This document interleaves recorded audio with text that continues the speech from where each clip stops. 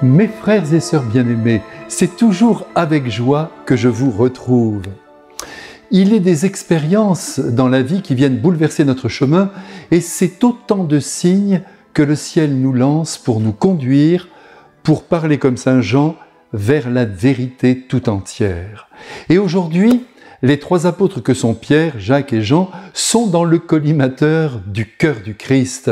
Ils sont choisis parmi les 12 pour accéder à la connaissance parfaite de l'identité de ce Jésus avec lequel ils vivent depuis 3 ans en se posant sans doute 1000 questions à son sujet.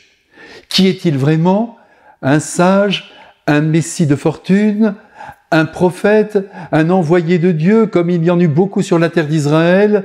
Et il faut dire aussi que le Christ lui-même a bien brouillé les pistes en révélant progressivement qu'il se trouvait dans une position unique vis-à-vis de celui qu'il appelait son Père.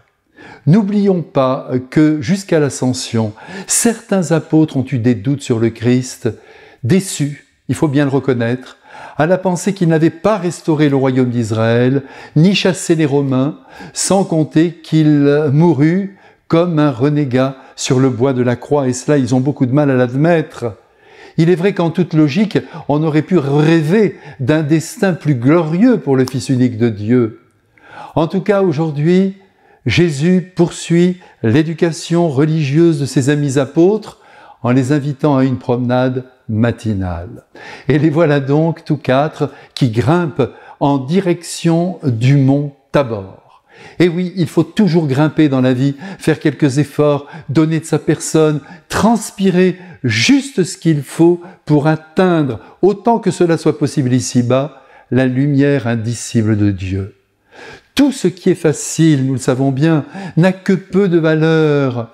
Tout ce qui exige un dépassement de soi produit des fruits extraordinaires. Si nous ne cherchons pas la vérité, elle ne peut pas en outre venir jusqu'à nous. Si Dieu descend nous chercher dans nos abîmes, et sur ce point, n'ayons jamais aucun doute, il s'agit aussi pour nous de monter vers lui, de vouloir le découvrir et le rencontrer.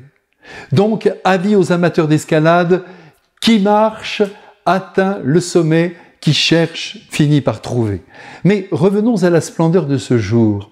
Soudain, alors que Jésus marche à côté des apôtres, et c'est ainsi qu'il nous borde dans notre vie, voilà qu'il se retourne, et sans prévenir miraculeusement, alors qu'il était en prière, dit saint Luc, son visage, puis ensuite tout son corps se mirent à resplendir d'une lumière extraordinaire en atteignant une blancheur inconnue ici-bas. C'est la lumière de gloire. Imaginez la stupeur des apôtres et quelle surprise quand ils virent apparaître à ses côtés pas moins que Moïse et Élie, sans nul doute reconnaissables à leurs traits qui aujourd'hui nous échappent complètement. Avec ces 2 colonnes de foi sous les yeux ébahis des apôtres, Jésus s'entretient quelques instants de son départ pour Jérusalem. Le texte n'en dit pas davantage, mais l'on peut bien penser qu'il évoqua sa mort. Le terme de départ le laisse d'ailleurs entendre.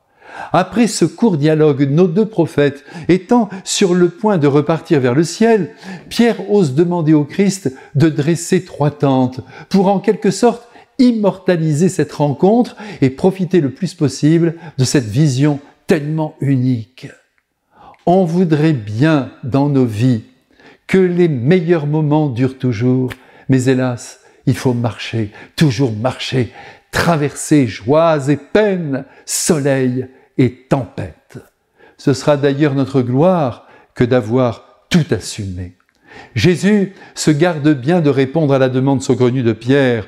Ainsi fait-il souvent avec nous quand nous lui demandons des choses impossibles, superficielles ou pas suffisamment bonnes pour nous. Jésus choisit plutôt de perdre son habit de lumière, de redevenir le commun des mortels en suppliant les apôtres de garder pour eux ce qu'ils venaient de vivre. La transfiguration du Christ, en contrepoids de l'horreur de la croix, a permis à la foi des apôtres dans le Fils unique de Dieu de se fortifier, même si la peur les dominera et les rendra lâches à l'heure du carnage. C'est le moment de vous embrasser, je le fais avec joie et avec tous les apôtres canonisés. Amen.